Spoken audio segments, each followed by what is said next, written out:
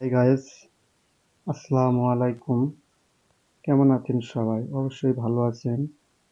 আজকে আমি আপনাদের আরেকটি মাছের ভিডিও দেখাবো। লক্ষ্য করতেছেন যে অলরেডি আমাদের মাছ, জালের মাছের আম,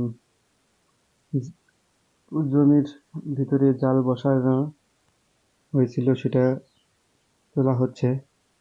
আমাদের নওশা ভাই প্রশংসা আছে আর কি গ্রাম সম্পর্কে।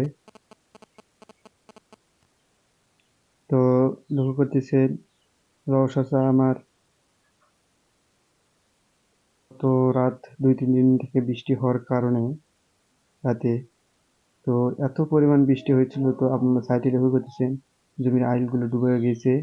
তো তার জমির পাশে সাইডেই